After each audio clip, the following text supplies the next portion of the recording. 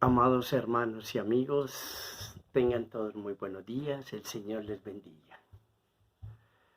Qué bueno es volver a reunirnos, aunque sea por estos medios, pero estar juntos para alabar y glorificar a nuestro Dios en esta hermosa mañana.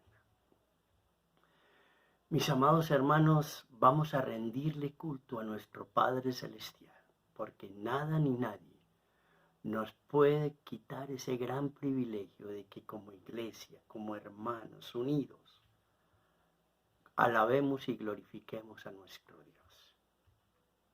Vamos a orar, vamos a entregar este tiempo en las manos de nuestro Dios, vamos a pedir su bendición en esta hermosa mañana. Padre, gracias. Gracias por este día hermoso, maravilloso. Gracias por ser tan bueno con nosotros y por amarnos tanto, Padre. Gracias porque tu fidelidad, Señor, sobrepasa los cielos y la tierra. Gracias porque la grandeza de tu amor es infinita, Señor. Gracias, Señor, porque tú eres bueno y para siempre es tu misericordia. Bendice tu iglesia en esta mañana. En esta mañana, bendíganos con su palabra. Háblenos. Que sea usted obrando de una manera sobrenatural en esta mañana en nuestros corazones. Que sea su Santo Espíritu tocando nuestros corazones y obrando de una manera sobrenatural en cada uno de sus hijos y en todos aquellos que le van a escuchar hoy y van a ser sus hijos. Quiero pedir su bendición para su palabra y para nuestras vidas. En el nombre de Jesucristo. Amén y amén. En una de las palabras que más he escuchado en estos tiempos por causa del coronavirus, es que como se está predicando tanto por las redes sociales, Instagram, Facebook, YouTube, por WhatsApp, etc., entonces las personas están hablando que hay un avivamiento. Y yo digo que lo que está sucediendo es algo especial, algo único, que la palabra de Dios está corriendo por todo lugar y se está glorificando Dios y Jesucristo a través de su palabra. Eso es maravilloso. Pero no creo que sea un avivamiento, porque quiero hablar de lo que es un avivamiento. Quiero en esta mañana presentar la santidad como avivamiento. La santidad como avivamiento. Y quiero tocar este tema por lo urgente que es, por todo lo que está sucediendo en el mundo, porque estamos viendo tantas señales que estamos tan cerca de la venida del Señor, más cerca que cuando creímos. Porque Jesús en cualquier momento puede venir. En cualquier momento nosotros podemos partir. En cualquier momento se pueden presentar cosas que nos asedien como hijos de Dios o como iglesia. Y necesitamos estar preparados. Porque sin santidad nadie verá al Señor. Por eso la importancia de este tema que yo quiero tocar, la santidad como avivamiento. Y quiero pedirles el favor que abramos la escritura en Primera de Pedro, la primera epístola del apóstol Pablo, del apóstol Pedro, y vamos a mirar en la primera epístola del apóstol Pedro, capítulo 1, versículos 13 al 16. 13 al 16.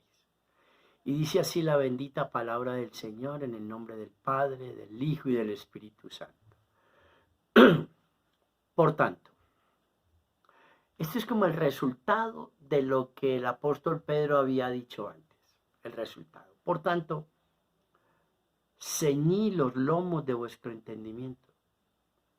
Sed sobrios y esperad por completo en la gracia que se os traerá cuando Jesucristo sea manifestado.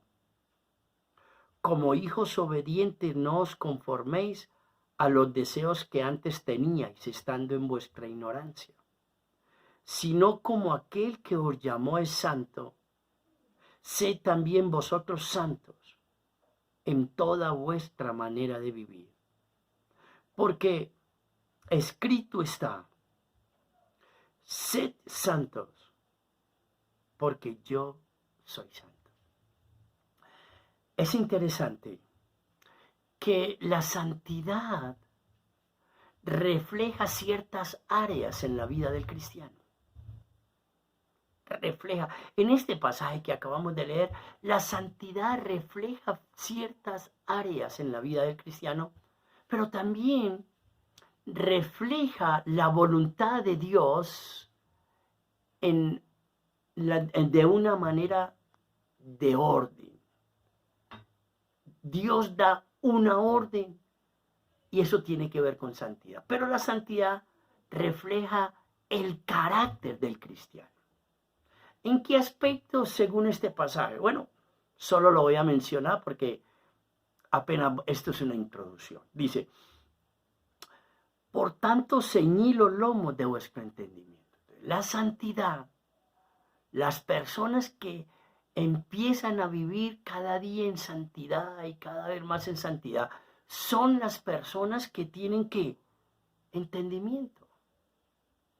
Son las personas que tienen discernimiento. Son las personas que tienen sabiduría. ¿No es cierto? Son las personas que son sobrios, cabales, son equilibrados. Son las personas que tienen confianza, paciencia, porque están esperando en la gracia, ¿a quién? A Jesucristo.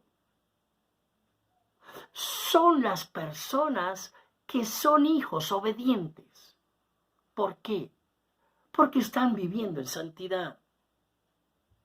Son las personas que empiezan a morir a los deseos de este mundo, a los deseos de la carne y a la vanagloria de la vida. ¿Por qué? Porque son obedientes a Dios. Pero note lo que está diciendo el pasaje. Está diciendo por qué Dios nos ordena ser santos. Y dice que Él nos ordena ser santos porque yo soy santo. Es decir, la razón por la cual debemos ser santos es porque Dios lo es. Es porque es el carácter de Él. Es porque Él es el Padre y es porque nosotros somos sus hijos. Entonces, es una orden, no es opcional. Es una orden que es un presente continuo. Sed, es una orden hoy, mañana, todos los días. Sed santos. Pero hay otra orden. Sed sobrios. Es decir, vivan de una manera equilibrada, sean cabales. No se vayan a un extremo o hacia el otro extremo. Sean personas prudentes y cabales, obedeciendo, esperando en la gracia. Esperando en la gracia que Jesucristo traerá cuando sea manifestado. Indiscutiblemente, la santidad es un mandato divino. No es una opción. No es un antojo. No está dado para el que quiera o el que no quiera. No. Si usted es un hijo de Dios, tiene que andar en santidad, porque su Padre es santo. Tiene que vivir en santidad. Entonces, notamos que la santidad es una necesidad muy urgente hoy en el pueblo de Dios. Es una necesidad urgente en los hijos de Dios, porque nada que no lleve el sello de la santidad tendrá la aprobación de Dios. Dios no va a aprobar nada que no lleve su santidad. Es necesario probar lo que nunca ha fallado, lo que no es nuevo, pero pareciera que en nuestro tiempo fuera nuevo. ¿Y qué es? La santidad. Lo que más necesitamos los cristianos, los creyentes, los hijos de Dios hoy es santidad. No programas ni eventos, no. Necesitamos es la santidad. ¿Por qué? Porque si yo no soy el mensaje, no hay nada que decir. No hay nada de qué hablar.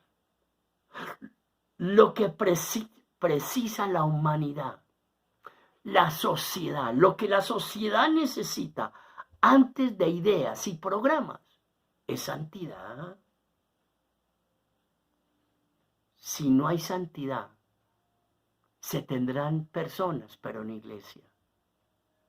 Si no hay santidad, se tendrá gente, pero no se tendrá el cuerpo de Cristo. Dios quiere santidad, Dios quiere transparencia en la vida del cristiano. Nunca debe haber conformidad en la vida de un cristiano, porque hay un poder, y ese poder es el poder de la santidad. La santidad no es un aspecto religioso. La santidad es un estilo de vida. Es la vida que Dios quiere que vivan sus hijos. La santidad es irradiante. La santidad es atractiva. La santidad es agradable. La santidad es hermosa. La santidad es maravillosa. Amados hermanos, la santidad es un arte. Y el libro de los Salmos sí que nos habla del arte de la santidad. Cuando hablamos de santidad, no estamos hablando de un mito, de una idea, o de poner los ojos en blanco. No. Santidad es lo que Dios pide, es lo que Dios demanda, es lo que Dios ordena, santidad. Ahora, mire lo que estábamos leyendo. Sé santos, porque yo soy santo. Es una orden a ser santo. Ahora, si Dios nos dice que seamos santos, uno, es porque es posible. Se puede vivir en santidad. Dos, es para nuestro bien, para nuestro provecho. Es porque necesitamos vivir así. Y tres, Dios nos da el poder para que podamos vivirlo, para que no hayan excusas y podamos ser santos en una vida práctica. Entonces, cuando uno vive en santidad, la vida cristiana tiene sentido, la vida cristiana es agradable. Uno disfruta ser cristiano cuando hay santidad. Uno le encuentra el gusto a esto de ser cristiano. La santidad es buena y se puede vivir. Escúcheme, cuando uno quiere que el hogar cambie, uno debe cambiar primero. Cuando uno quiere que la iglesia cambie, uno debe cambiar primero. Cuando uno empieza a cambiar, entonces las cosas empiezan a cambiar. Pero note esto, esta estadística que yo le voy a dar, es una estadística más o menos de hace 10 o 12 años atrás, y se la voy a dar de una isla que se llama Puerto Rico. Puerto Rico, hace 10 o 12 años. Puerto Rico, habían en ese entonces 7.200 iglesias. Es decir, cada 1.500 metros había una iglesia. Ojo, cada 1.500 metros había una iglesia. Habían 7.200 iglesias. Habían 10.500 pastores trabajando de tiempo completo. El 78% de la población asistía a las iglesias cristianas. El 78% de la población. Habían 17 emisoras cristianas y 7 canales de televisión cristianos. Ojo. Puerto Rico, el primer país en el mundo en drogadicción, en especial con niños y adolescentes. 2. Puerto Rico era el segundo país del mundo en homosexualidad y violencia doméstica. Increíble. Alcoholismo, homosexualidad y violencia doméstica. Era el segundo país del mundo. Y era el primer país del mundo en drogadicción. ¿Qué pasa? ¿Qué pasa? 78% de la población va a la iglesia cristiana. 7.200 iglesias. ¿Qué pasa? ¿Qué sucede? ¿Cuál es el problema? Que no pasa nada, porque no hay santidad, no hay poder, no hay visión, no hay unción, no hay nada porque no hay santidad. Donde hay santidad, Dios comienza a orar, Dios comienza a actuar, Dios comienza a moverse. En el libro de los Hechos, la gente venía a la iglesia porque había santidad y Dios añadía a la iglesia los que habían de hacer algo porque había santidad. Santidad. Hoy tenemos problemas muy serios, porque hoy tenemos problemas pastores mentirosos, ministros mentirosos, líderes mentirosos. Tenemos una iglesia religiosa, hermanos viviendo en el pecado, en la maldad. Ese es el problema serio que tenemos hoy en las iglesias. No hay santidad. Mire lo que dice Isaías 35:8. El profeta Isaías, en el capítulo 35, versículo 8, dice: y habrá allí calzada y camino, y será llamado camino de santidad. No pasará inmundo por él, sino que él mismo estará con ellos. El que anduviere en este camino, por torpe que sea, no se extraviará. ¿Qué está diciendo el profeta Isaías? El profeta Isaías nos dice que la santidad es un camino, el camino de la santidad. Y que la santidad no es un privilegio de unos pocos, ni de unos teólogos. La santidad es para todos. Y dice, ¿sabe qué es lo que nos falta, hermano? Andar con Jesús, caminar con Jesús, hablar con Jesús, vivir con Jesús. Y cuando una persona, por ignorante que sea, coge este camino y empieza a andar por el camino de la santidad, por ignorante, por torpe, por bruto que sea, no se perderá del camino de la santidad. No se apartará del camino de la santidad. No se extraviará. Quiero hablar de 4 aspectos prácticos para vivirlo en el día a día de la santidad. 4 aspectos prácticos. El primero, quiero hablarlo en Primera de Tesalonicenses, capítulo 4, versículo 4. Primero, Primera de Tesalonicenses, capítulo 4, versículo 4. Miren lo que dice la Escritura, mis amados hermanos. Dice: que cada uno de vosotros sepa tener su propia esposa en santidad y honor. Cada uno de vosotros sepa tener su propia esposa en santidad y honor. Hermano, la santidad familiar. Lo primero que quiero compartir es la santidad familiar. Cada uno tenga a su esposa en santidad y honor. Un día cogieron a un sicario y lo entrevistaron. Y se dieron cuenta que era el hijo de un pastor. Y le preguntaron, oiga, pero si usted es el hijo de un pastor, ¿por qué se volvió sicario? Y la respuesta de él es, porque no veo el respeto de mi padre hacia mi madre. Mi padre no respeta a mi madre. Y eso lo llevó a él a volverse un sicario.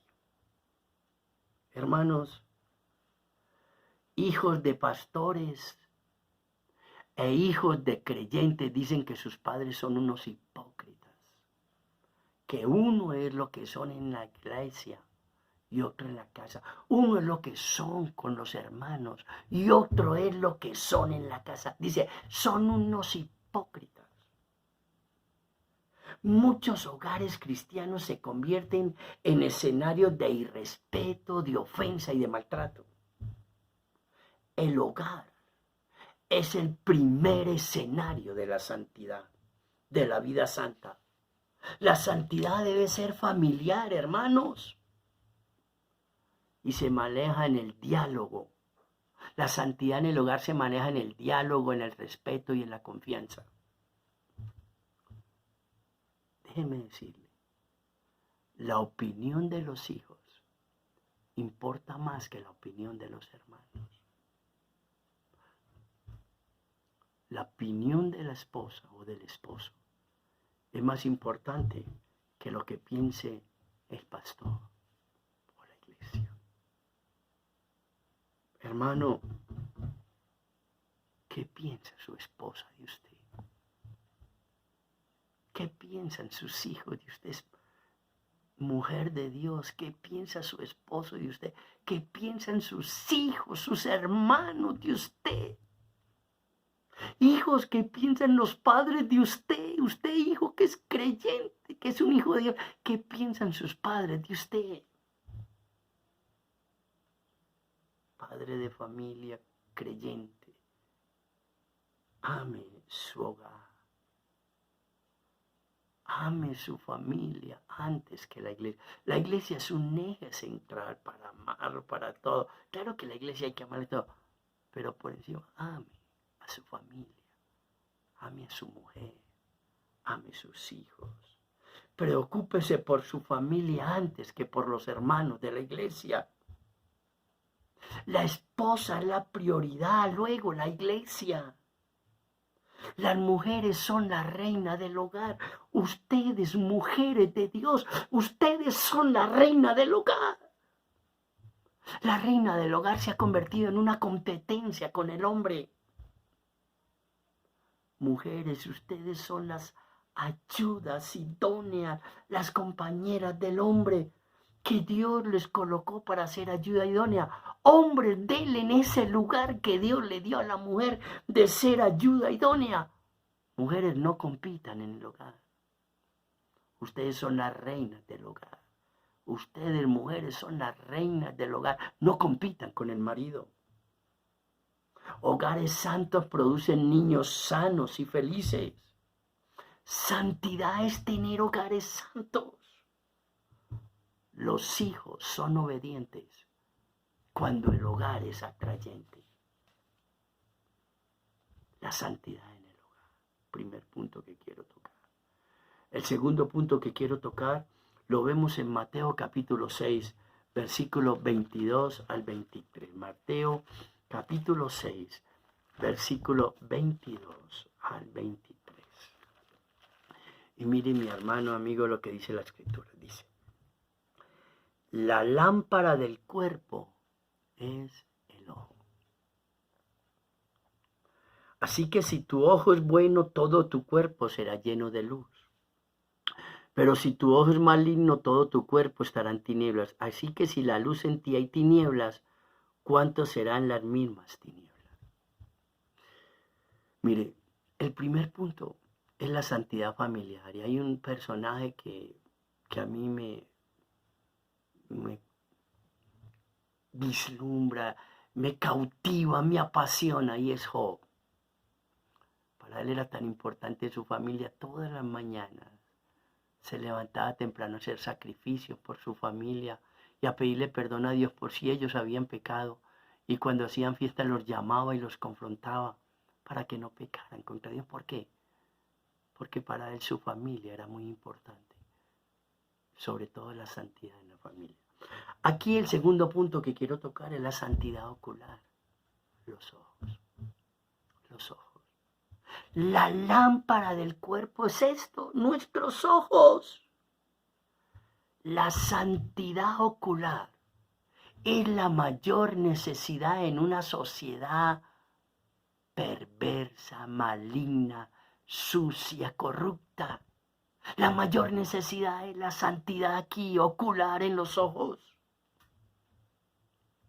Uno se pregunta en Job, este hombre que el libro desde que comienza hasta que termina es maravilloso como comienza y cómo termina. Comienza exaltado y termina bendecido.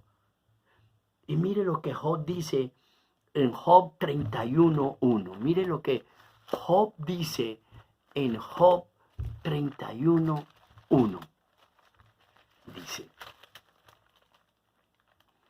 Job 31:1 dice, hice pacto con mis ojos. ¿Cómo pues había yo de mirar a una virgen?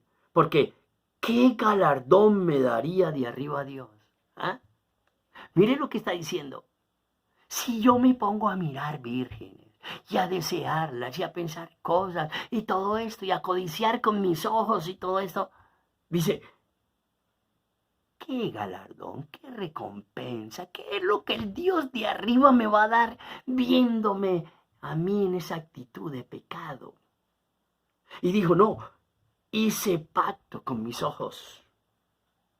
Señor, cuida, Señor, lo que yo veo. Cuida de lo que ven mis ojos, ayúdame. Hago un pacto de que voy a guardar mis ojos, pero ayúdame.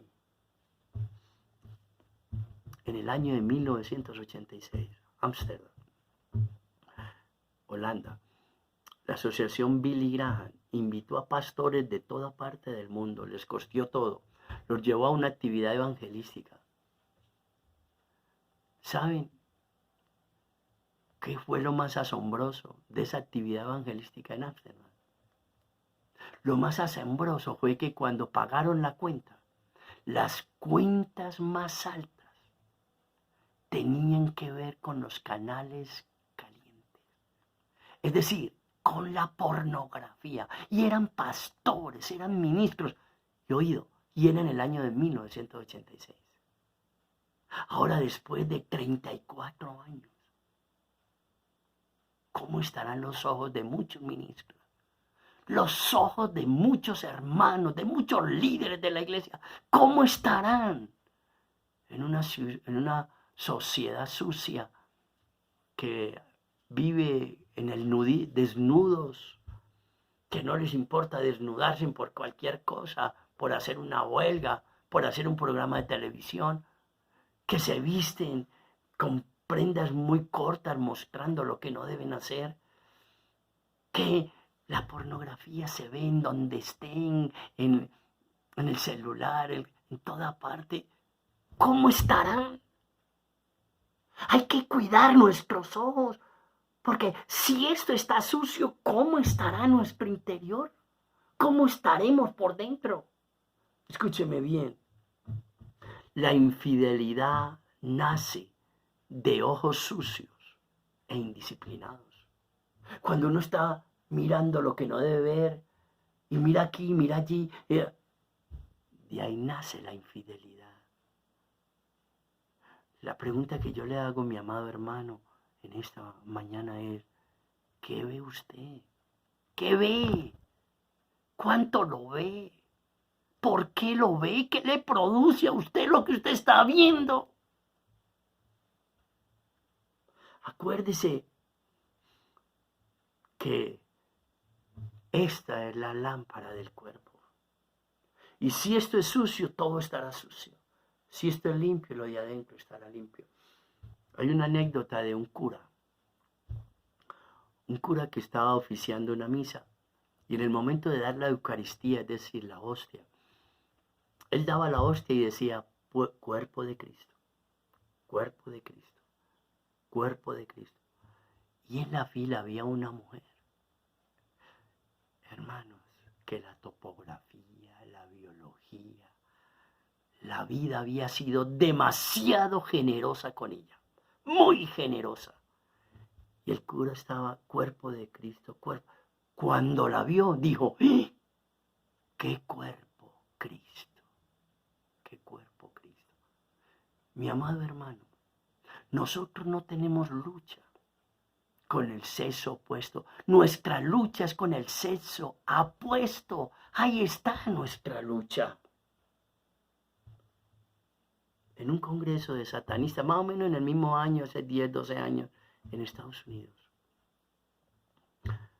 se reunieron unos satanistas y dijeron, vamos a destruir 8.500 pastores. ¿Cómo los vamos a destruir? Arma número 1, sexo. Arma número 1, sexo.